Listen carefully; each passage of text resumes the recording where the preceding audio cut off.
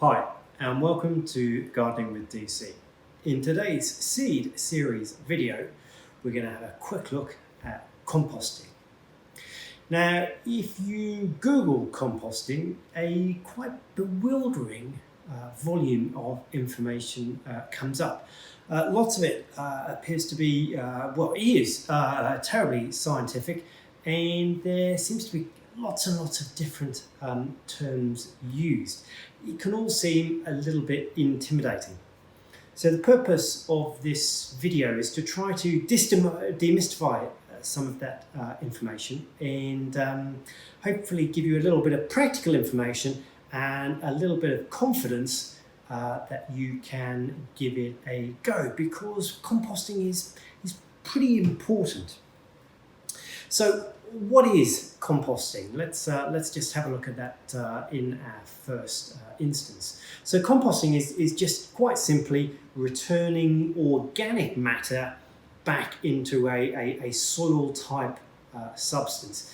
It happens completely naturally. So all we are doing in terms of our composting is trying to have a series of practices or processes where we try to speed that process along a little bit and try to make that process as effective and as efficient as possible. So that's really what it's all about. So it's just returning organic matter back to a soil-like substance, and our activities around composting is just to try and make that process as effective and, as I say, as efficient as possible. So let's just, hopefully having established that, let's move on to our next sort of bit of information that often comes up. And what you will hear is that people will talk about hot composting and they'll talk about cold composting, which seems can seem quite odd, really, can't it? So let's just have a look at it. Now, for most people, the composting that they will be doing will be ostensibly cold composting, but I'm just going to touch on hot composting to begin with. Hot composting is simply a consequence of your pile being put together well and also being of sufficient size that the microbiology activity, etc., that goes on, brings the temperature of your pile up beyond 50 degrees, which means that pathogens and seeds and things like that are killed. So that is all that hot composting is. It's not anything that you're doing. It's just, as I say, having a pile that is big enough and put together well enough that the internal temperatures effectively of the pile exceed 50 degrees. And that means, as I say, that the pathogens and seed heads, etc., they get killed. If you do want to be hot composting, and it's pretty simple to do, but you must have a pile that is broadly speaking 1 meter by 1 meter by 1 meter. So, but what I mean by that is obviously a meter cube. So broadly a meter high, a meter wide each way. You get my drift. Okay. So if you want to be hot composting, that's all you do, and obviously you want to make sure you layer it. And if you do that, if you've never given composting a go before, and you do that, you honestly, you'll probably be genuinely quite surprised when you come to turn your pile and you'll feel a lot of heat coming in. You can even put your hand in there. You will feel the warmth, to say the very, very least. Anyway, so that's hot composting. Cold composting is simply a compost pile that doesn't attain, because of the activity of the microorganisms, etc., doesn't attain that sort of magical 50 degree mark. It can still get warm potentially, but it doesn't reach that 50 degree mark. So what that means is if you are composting in your own garden, etc., and you want to be putting that compost back in, be conscious that things such as, stuff that would go in, so, things like tomatoes or peppers, things like that, those seeds won't be killed and will in quite likelihood, certainly things like tomatoes and peppers, will germinate and sprout back up in the soil. So just if you are cold composting, you just got to be a little bit aware of what is going into your pile, so that you prevent those sort of things, unwanted seeds, etc., etc. So whether from, as I say, from kitchen scraps or possibly from weeds in the garden, etc., etc. So that's hot composting versus cold composting. It's as simple as the pile, basically. It's not necessarily anything that you're doing other than creating a pile that's big enough to be able to be hot. Now, the next thing that we're going to talk about is what goes in, and again, this is where there can be a sort of quite a bewildering amount of information on ratios and greens and browns and nitrogens and carbons, etc., etc. So let's just try and demystify that. Ostensibly, the best way to think about your compost in terms of what goes in is you're going to have greens going in and you're going to have browns going in.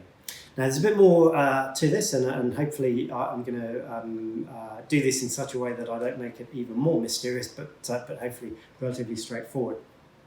The way I try to think about this is that our greens are generally also have the other characteristics of being live and wet. By live, freshly cut, for example. So grass cuttings very much fall into this. So they're green, they're live, they've just been cut, and they're wet. They have moisture in them because they have been growing. So on one hand we have green, and we have live, and we have wet. On the other hand, we have brown, and we have dead, and we have dry.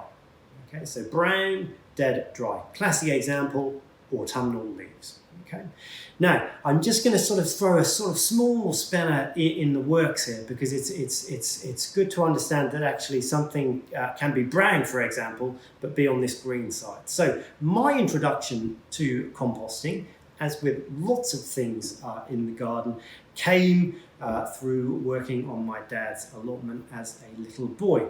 And as a little boy, it felt a lot worse at the time. I'm sure it wasn't that bad. But when autumn came around, my dad would head off to the village that he was born in, go and see the local farmer, and bring back a massive amount of very, very fresh cow manure.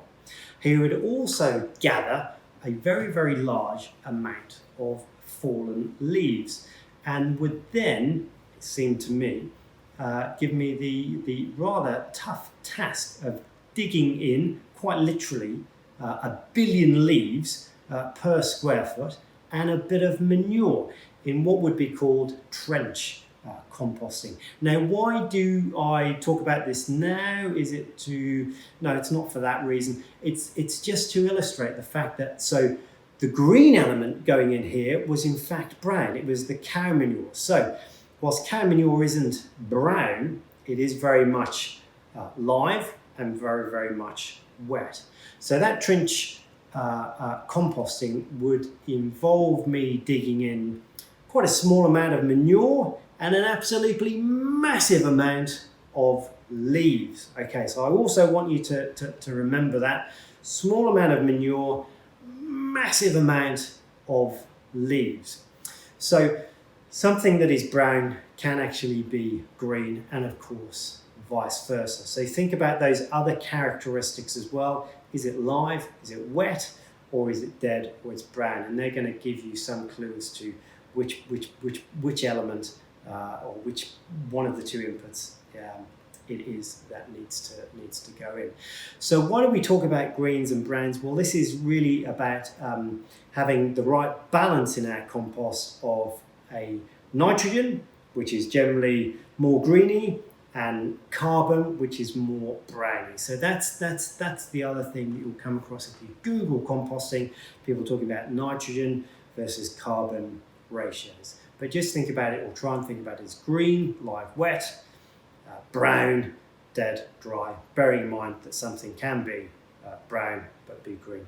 Does that make sense? I think so, hopefully. Okay, so having hopefully established those principles, let's think about how we would lay our compost if we were starting from scratch. So if you're starting from scratch and it's at home, lots of people are concerned about rats and things like that. So if that's your concern, just bury a bit of chicken wire at the bottom of the pile, and that will prevent rats from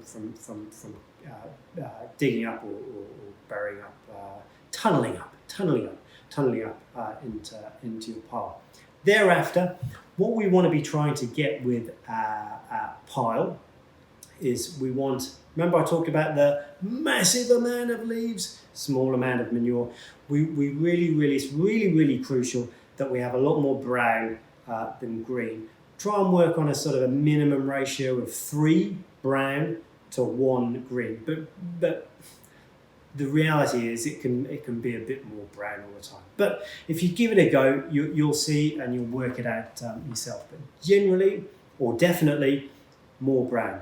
So if we're going to lay a pile, we maybe want to try and get, let's say, about 10 centimetres of brown, and then we're going to go maybe 3 or 4 centimetres of green. So let's say it's autumn, we're going to put some leaves down, 10 centimetres of leaves, we're going to put some grass cuttings down on top, and then we're going to repeat the process. So we're going to go another 10 centimetres of leaves in terms of depth, and then another 3 or 4 grass cuttings of green on top, and then leaves on top. So if you try and think of those sort of ratios, 3 brown to 1 green, that will help you to get underway, and it'll also mean you won't encounter one of the very common problems that people have with their compost when they say, "Oh, my compost is smelly and slimy," and I can understand people having concern about that, and it's generally because people have got too much green. So if we get underway on the right sort of foot, 3 to 1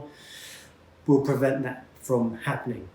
So people saying my compost is slimy, that is one of sort of the big common problems that happens.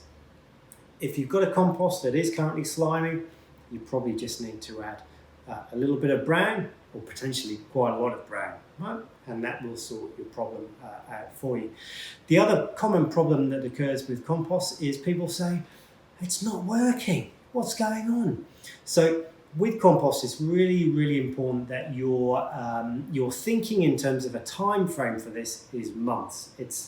And again, you can Google this stuff and it'll say, my compost works in 2 weeks. Really? I'm not sure about that. Your thinking really needs to be much more about months. So if you lay a pile in and you turn it once a week, something of that order, you're probably going to be looking at a minimum of sort of 3 months, potentially even 6 months, something like that. So it takes a little bit of time. We are hastening the process along in terms of the processes that we do in terms of hopefully laying our pile nicely, so 10 and then 3 or 4, something like that. But it does take time. So if it doesn't appear to be working, don't worry too much. It quite possibly is. Now, just 2 last things to finish with. Don't be afraid to add some extra moisture to your compost. It does need moisture to work, so don't be afraid to add a little bit, because composts, again, whilst they can go slimy, they can also dry out as well. So just be aware of that. You don't want it being sort of dripping damp, but you want a little bit of moisture content in there as well. You also want oxygen to be circulating as well. So it's a really good habit to get into, to turn your compost, maybe fortnightly, weekly if you can. It shouldn't really be more than weekly, but do give your compost a turn as well. Okay, so that's composting. Give it a go. It can be a bit intimidating, but like lots of things in the garden, if we give it a go and we learn and we observe from what we are doing and learn from it, then it's probably going to go okay in the end. See you next time.